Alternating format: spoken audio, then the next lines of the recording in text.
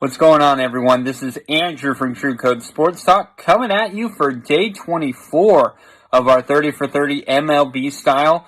And we are going to continue in the NL East.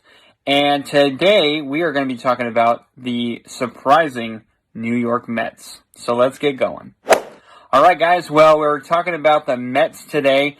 And I wrote down quite a few players. And actually, I was kind of surprised of how many players that I was able to write down. I mean, right now I only wrote 4, but this team has the potential to have a few more players on here if I were going super deep. But I just kind of went with the basic players that I thought you could make an argument for. So let's get started. I wrote down Jacob deGrom, the ace starting pitcher for the Mets. I also wrote down Pete Alonso, the rookie of the year last year, and who led the majors in home runs. Jeff McNeil, who will be their primary second baseman, but will play third base, left field, and right field sometimes. Michael Conforto, who will play mainly left field, but also will play center field and right field. So, excuse me. There's quite a bit of players, and these players are very good. These players can really make it very interesting. I think the Mets might be the second place team in the NL East.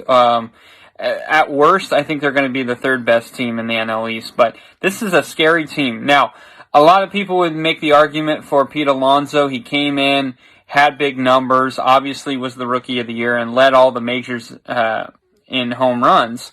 But I don't like second-year guys. I usually try to stay away from them unless I feel like they are going to be phenomenal. And so with Pete Alonso, I'm not saying he's not good. I just would like to see another year of him doing the same thing. So my pick today is going to be Jacob deGrom. Jacob deGrom is a back-to-back Cy Young Award winner. He won the Cy Young in 2018, and again last year he won the Cy Young. So this guy's got some filthy stuff. He's got incredible control, especially with a fastball that's over 95 miles an hour, and he can pinpoint it wherever he wants to, which is so ridiculous. I mean, I wish, well, if I were like that, I would be in the majors, that's for sure. But deGrom, he is the driving force for the Mets, and I think he was the driving force of the Mets last year. We've seen the Mets completely be just the worst team in Major League Baseball at some points, and we still looked at Jacob deGrom and we're like, man, every time he goes out there, he's still winning games. Like, every time he goes out there, he's winning for the Mets. It is absolutely incredible. Yes, the team around him does help. Yes, Alonso did help him last year. But I think Jacob deGrom, if you win 2 Cy Young Awards back-to-back years on really crappy teams, or, the Mets were starting to kind of get into a groove last year, it's quite impressive. And look at it. I just want to look at his career numbers, not his numbers last year, his career numbers. He has a career ERA.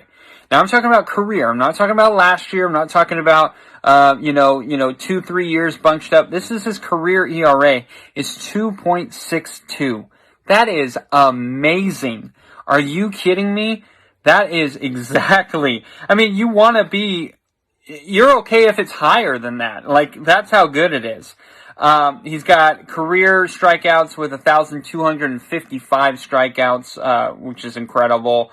Career whip of 1.05, and typically you want to be at the 1 mark, so he's right there. Jacob deGrom has been with the Mets his whole career, and the Mets have not been good. But last year, they started getting into a groove. I think this year, this team, this New York Mets, could be a really scary team. Honestly, watch out for the New York Mets. They could be the second best team in the NL East, or possibly, like I said, the worst they'll be is probably the third best team. I really like the Mets, and I think the Mets have a potential to be to be a playoff team. So, my pick for day 24 is going to be Jacob deGrom, and tomorrow is day 25, and it will be our last day in the NL East. So, I'll. Models popping bottles.